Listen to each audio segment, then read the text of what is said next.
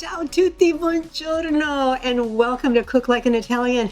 We are in season 3, and you know what that means? I've got some beautiful new recipes for you, sharing my heart through plates all throughout Italy, and I hope that I can inspire you to create some delicious Italian dishes. And I think you're going to, because what is beautiful about Italian cooking? 3 things. It's simple, few ingredients, and it's fresh. And that's why so many people love Italian cooking. So I'm so excited about this season. I've got so much to share with you, and I'm so glad you're with me along this journey. Now, I want to introduce you to somebody on our very first episode, because if you're going to make beautiful Italian food, come on in here, Dario. If you're going to make beautiful Italian food, you've got to have a beautiful wine. This is Dario Soldan, and he is here with a relatively brand new winery in Chianti, Italy. As you said, Dario, it's right at the front door of Chianti. Tell us about this beautiful wine that we're going to be serving throughout season 3 of Cook Like an Italian. Sure. So we're representing Poggio Torselli. As you said, it's a new Chianti Classico winery, an upcoming Chianti Classico winery right at the door of the Chianti Classico. Amazing. We're about 15 minutes south of Florence. So from the villa, you can see actually the Duomo. It's beautiful, beautiful spot. And what Dario was telling me is that with this winery, they have the capacity to do lots and lots, 1 million plus wine. 1.5 million bottles of wine. And they decided to scale back. Why? Because you're not concerned about quantity, but you love the quality, right? Correct.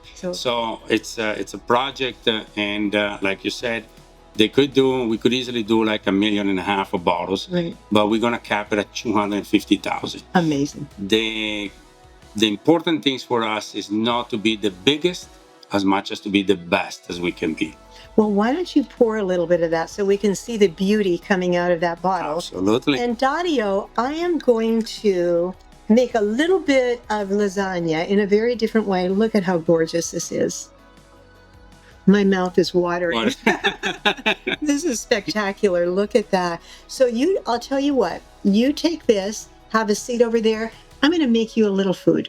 Fantastic. Okay? And then we'll have some wine and food together. Perfect. Dario Soldan, everyone. And please remember, Poggio Torselli. You're going to be hearing a lot about this wine right the opening of Chianti. And so it's Chianti Classico.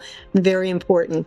Okay. We'll see you in a bit. Don't go too far. Okay. And save me some. I will. Okay, I'll let you have that too. Thank you. Okay, so I know you probably love lasagna. I know your kids love lasagna. And I really hope that you love this new technique that I'm sharing. Because you know what? Lasagna is delicious, but it can be a little time consuming, a little tricky. This is a way to make lasagna in such a simple way. And so it has all the usual suspects. It's got a beautiful filling, and I'm using a bolognese filling. I've got some sausage in there and some ground beef, good sweet onion and nice fresh garlic and some spices. And then here I've got, of course, the ricotta, spinach. You can use frozen spinach. You can cook the spinach and cook it down with a little bit of garlic, squeeze it out so it's nice and dry. And then you're going to add the ricotta, the mozzarella, and the spinach to this. That's it. Now, I have cooked my lasagna noodles. Be very careful when you're cooking the lasagna noodles because you don't want them to break, right? So rather than having your pot boil, just simmer. Just get that little bit of boiling simmer because we want to keep these intact, okay? So now what we want to do is make pockets out of these. And so let me set this aside. And here's how it comes together. You're going to need a little bowl like this. It's a square bowl. You could do a round bowl, but it needs to be about 4 inches in diameter, okay?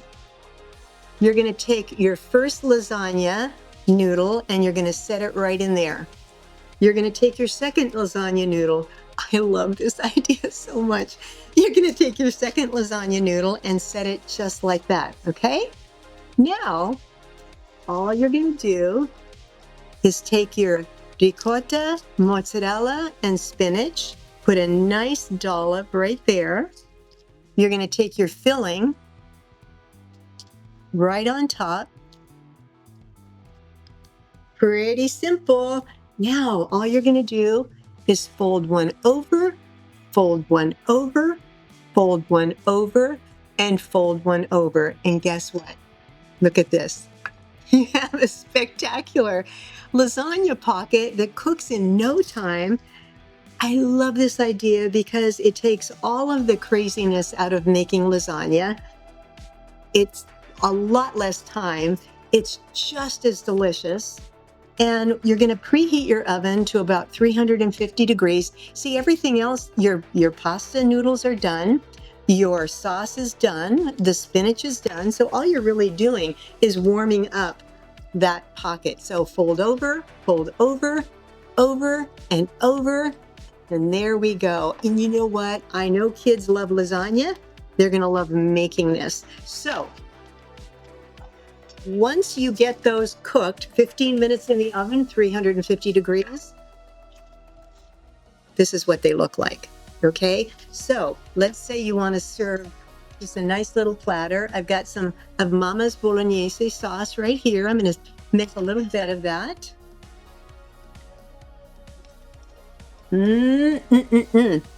It smells like a North kitchen.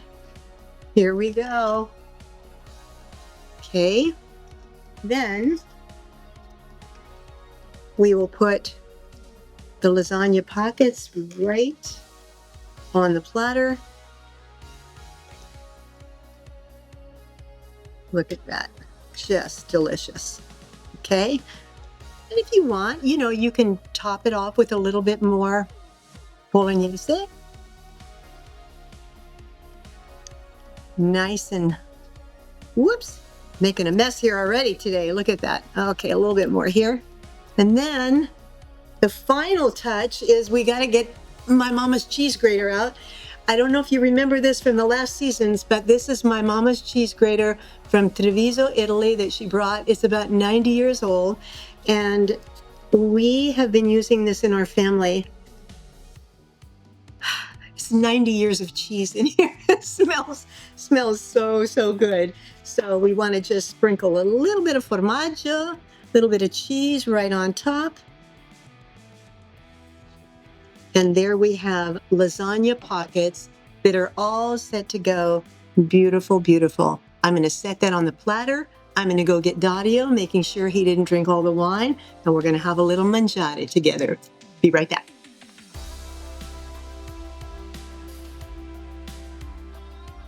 Okay, Dario, I hope you saved me a little vino. Absolutely. I brought you also a glass so we can cheers. Okay. So, Dario, what do you think of this idea? Fantastic. Really? Oh, yeah, absolutely. Absolutely. Chin chin. Evviva. Goodness. Oh, this is beautiful. I'm going to have it even before food. Good. Oh, mamma mia. With your lasagna? Oh, mamma Perfetto. mia. Oh, Dario, this is so delicious.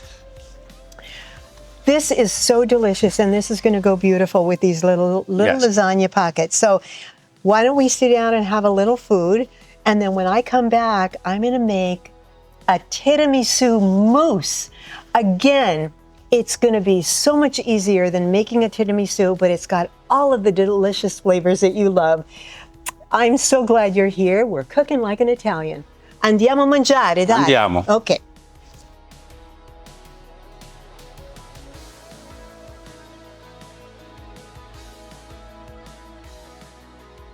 Welcome back to Cook Like an Italian. So after a beautiful meal of lasagna pockets and that scrumptious, luscious wine, we're ready for dessert. We're making a tiramisu mousse. Now, tiramisu can be a little bit, it's not difficult, it's just very time consuming, and so many people are intimidated by it. But this has all of the delicious flavors of the tiramisu, but it's so much easier, okay? And so I want to just tell you what it means. In Italian, tiramisu means pick me up. During the war, they needed something for especially pregnant women to boost their immune system and to give them some energy. And so it's a dessert of heavy cream and some sugar, some Kahlua, a little bit of coffee, mascarpone. So it's got protein, and I just think it's delicious. This is so easy. So what I'm going to do, I've got powdered sugar, I've got heavy cream, mascarpone. I've got some espresso coffee, Kahlua, rum, and vanilla. Okay, now generally it's made with the lady fingers, the Savoiardi. We're going to do something a little bit different with those in just a second. So what I'm going to do is I'm going to start by mixing together my heavy cream and my powdered sugar. You want to be very, very careful when you mix this together. I'm using my Italian mama's blender beater from 150,000 years ago. Look at this thing. I can't even believe that it still works, but it does. So I'm going to mix this all together, and then we're going to mix the heavy cream together. And when I come back, we're going to assemble it all. It's that easy, and you're going to see how we present it. We're cooking like an Italian. We'll be right back.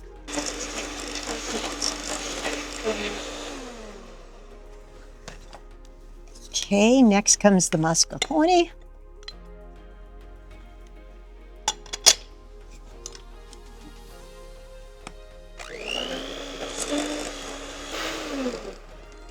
Now I'm going to add the Kahlua, the espresso, the rum, and the vanilla.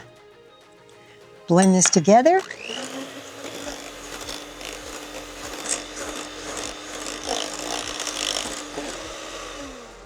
All right. I made a mess in this kitchen, so I had to take a moment. I'm so sorry. I had powdered sugar and I had heavy cream all over the place, but you know what? That's what cooking is all about. But anyway, so I've got my mascarpone mixture with the rum and the Kahlua and all the goodies in here, and this is my heavy cream. So now I'm just going to assemble it, and I want to fold in that beautiful heavy cream. And how easy is tiramisu mousse compared to making tiramisu? When you make tiramisu, you have to take the lady fingers, and the biggest problem that most people have is they dunk them in the espresso too long, and so they get real soggy. So that's a trick. And then it has to sit, 24 hours, but this way you can just whip it up and enjoy. That looks so yummy. I could eat this whole bowl, and I know you could too. But here's what we're going to do. So I'm going to put a little bit of that. I just want to eat this. A little bit of the mousse mixture down here. Let's go a little bit more. Then I'm going to dust it with some cocoa powder.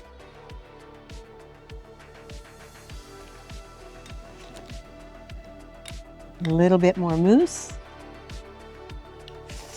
Oh, that looks good. Okay, one more. Uno. One more.